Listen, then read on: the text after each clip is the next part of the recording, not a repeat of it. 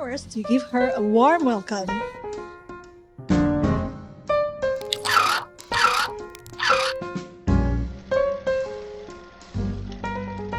I hope we'll see. Oh my god. Okay.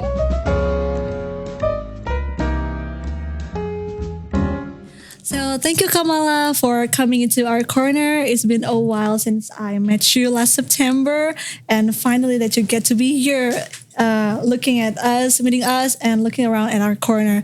So, what do you think about American Corner Surabaya? So I very much like to be here and to be at the university and meet university students because I'm very interested in hearing from university students in Surabaya about their experiences, about their hopes for the future, about why they're studying IR or economics or English literature.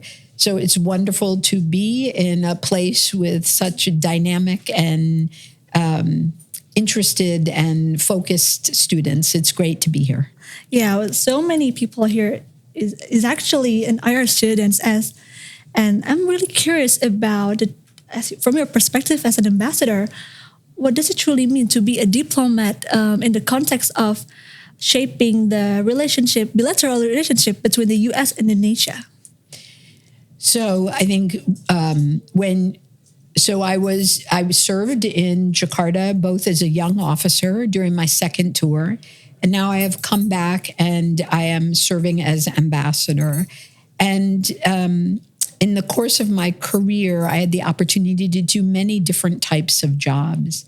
So what I appreciate is that as ambassador, I'm leading a team of officers and local staff across many, many, many different types of issues. And each of these issues reinforce and support the bilateral relationship. And when these issues go badly between our two countries or our two governments, it also has a negative effect on the relationship. So our work together is as things about agricultural trade, whether U.S. apples can come into the Indonesian market, or trade from Indonesia in food and other products into the U.S. market. It's security issues together. It's that we work with Indonesia on regional conflicts, whether it's Myanmar or issues around South China Sea. We also work, as you know, in public diplomacy, like this American Corner. It's outreach to Indonesian young people and students.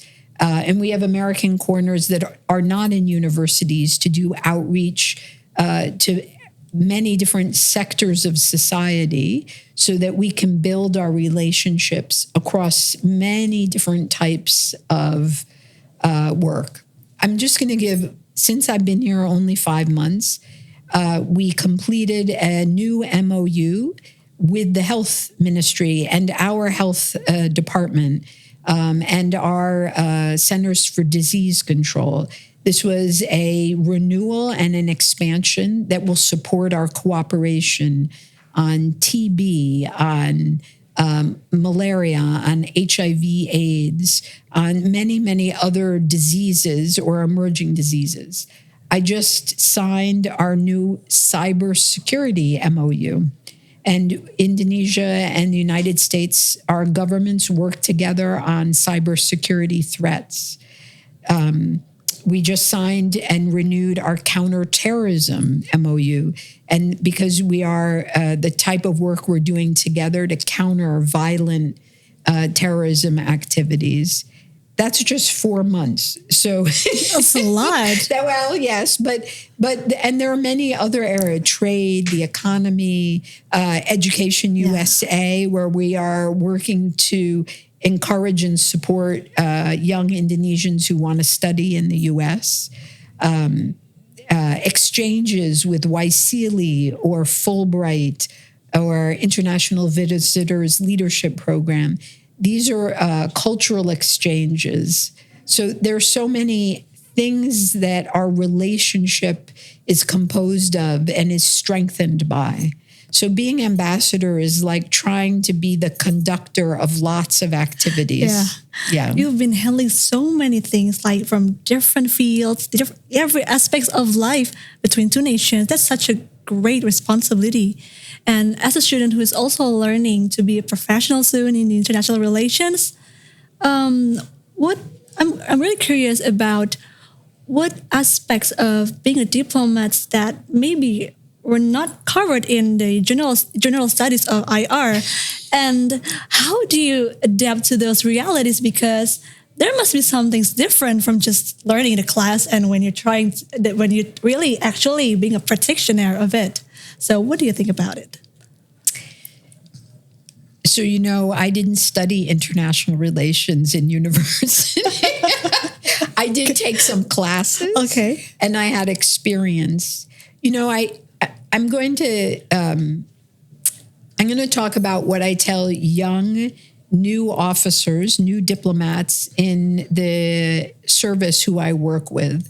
I say to them, so to be a really good diplomat and to be successful in our career, there are certain things that I say we bring to the game, we bring to the career. One is our intelligence. And I always say to them, you're really smart. You wouldn't be here if you weren't smart. I could say that about Erlangga University. And second, you have to be hardworking. Like nothing in life is easy. And you have to, if you're going to a new country, you may study the language, you may study the history, the literature, the cultural context. You are going to have to learn a lot about the place you're working and the people you're going to work with. And then I say you bring your personality. So part of being a diplomat is your personality, your way of doing things, your engagement with people. Because diplomacy is really about engaging with people, whether it's a minister, whether it's an IR student from Erlangga, whether it is soldiers who we're doing Super Garuda Shield exercise together with. It is engaging with people and persuading people to work together with you on whatever our common issue is. The other thing I tell my colleagues is you have to be forever curious and learning. You have to learn from the experiences you have, and you have to build your good judgment. And these are things that we learn through the work we do. I cannot tell you everything from a book, right? I cannot tell you how to do everything. I can try, but it is through I call it, we have an apprenticeship organization. You have to learn in the doing and then take that forward when you move into a harder position. So this is my experience. It's really about us as human beings and what we apply to being successful as diplomats.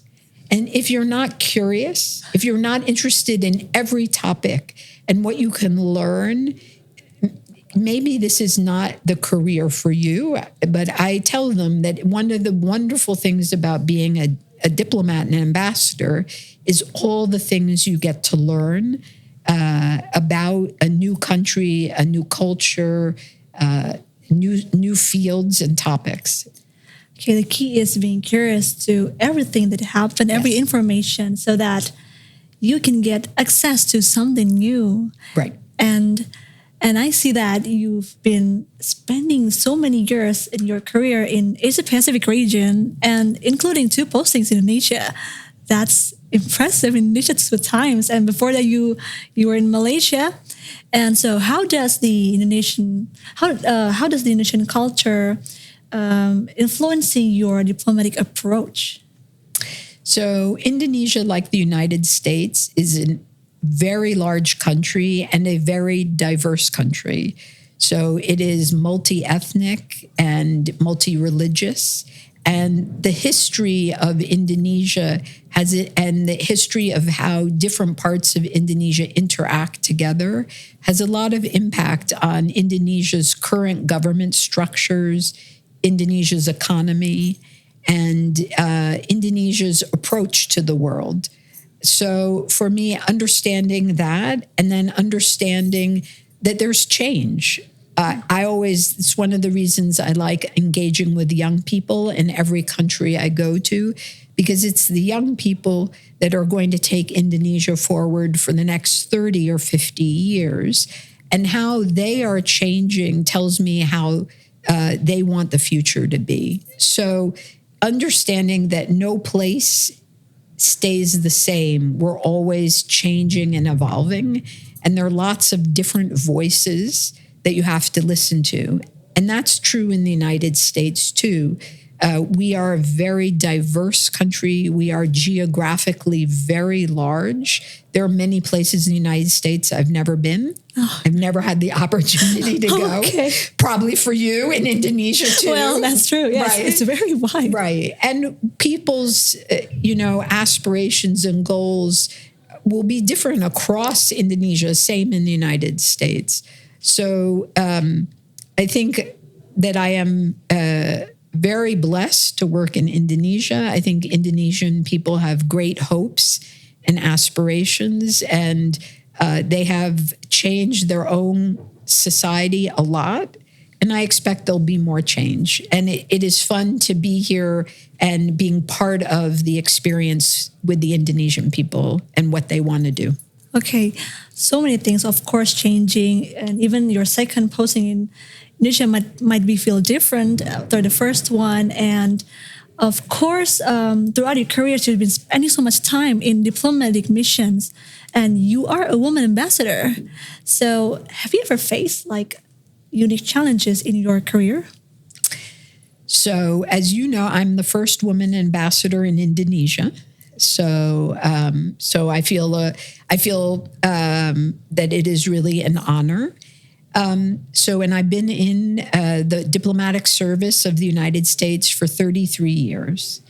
And over that time, there has been change. And sometimes in the time of my career, I faced individual attitudes, or maybe sometimes the attitudes of my peers, or sometimes my bosses, that as a woman, that I could not be as an effective diplomat in a particular area, or as a woman that I would not be as successful as a diplomat. And what I've always, before me, in the generation before me, it was even harder to be a woman in the Foreign Service. Mm. And until the early 1970s in the United States, if you were in the Foreign Service and you got married, you had to resign. Oh, really? Yes. And there was a court suit, which the State Department, the Foreign Service lost. Okay. And so in the 1970s, they had to go back and find all those women and offer them a position back in the service or financial compensation. Mm. So I am aware that there is a history before me. There is a history of my time, and then there's a future. When I face such attitudes or such opinions, what I did is I kept moving forward.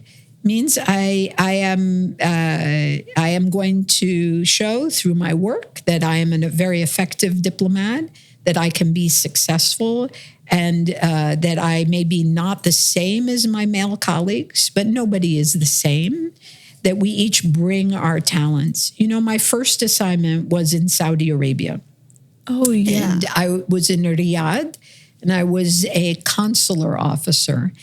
And at that time, it was 1992 to 1994, there were many things that women and women officers might not be able to do. For example, I was not allowed to drive a car. Oh, yes. Yes. Yeah. It's been a long time issue. Yeah, this has been an issue. Now, Saudi Arabia has changed the law. So, and there were some places where I was told, well, you can't come here. And there are two things. There were some things that I could do as a woman officer that male officers couldn't do. Mm. So I was very successful in going to the women's prison when we had American citizens, women arrested. The other thing is sometimes I would say when I had a problem not at the high government level, but maybe at a local police station where I was trying to access American citizens, that I would occasionally say, I represent the U.S. government. I am a man. Oh. Right? And I was very successful, but I was successful in different ways. So we all come with our own skills and talents. We are not all cookie cutters. So we each have to figure out how we go forward and are successful using the tools that we have. Yeah, so everyone has their own parts and have their own roles, and their own skills also decide what their future holds, of course. And you've been building such an impressive career in your diplomatic mission, and throughout your careers, maybe there's some sacrifices to do to achieve those success. And is there maybe anything, some fulfilling accomplishment throughout your life? So maybe you want to tell me about it. So one of the hard things about being a diplomat is that you spend a lot of your career overseas. So it is hard for me that I am overseas sometimes, so I'm not with my parents or my family members for the holidays, or if there is a problem at home, that it is not easy for me to go home and be with family if they need me to be there. So, and this is one of the challenges of being a diplomat that I share with all my colleagues. And we also carry our families with us. So many of my diplomat colleagues, they have children who have to move from school to school, and that is often challenging. But I think from my side, the fun that I have being a diplomat and now being ambassador, the things I get to do and learn are really, and the benefit that I am working for the interests of the American people and the Indonesian people in the bilateral relationship, the value of the service that I'm trying to bring, and my focus in what is in the best interests of the American people. This is a great privilege to have this career. This is a great honor. And I would also tell you, it has been lots of fun. Yeah. So it sounds very serious. It is a privilege and it's an honor. And it is. Okay. It is. But at the same time, I get to meet you. Yes. and we get to have this fun conversation. And so I feel I'm very lucky. Oh, well, that's such also, it's an honor to me as well that I'm involved in the public diplomacy program as well here in American Corner, Surabaya. And many access and chances are given to me. And of course, meeting you as well. Such a fulfilling moment in me having a career here. And yeah, I've learned a lot throughout this conversation. I'm still a student and I'm still learning about how to be professionals. And it's not every day that we get to hear this kind of dialogues in a class maybe. And yeah, I think that's all for the conversation. I hope that you enjoy the talking with me here. And I hope that we can meet again someday. So. Anytime. Okay. Anytime. And I'm so proud of you that you are about to graduate. Okay, first exams, then one more semester, and then you graduate. And then we have to have a conversation about what you want to do next. Oh, okay. Okay. We'll see then after this. Okay. Okay, I think that's all for today's podcast. Thank you so much. Okay, thank you. Okay, thank you. I think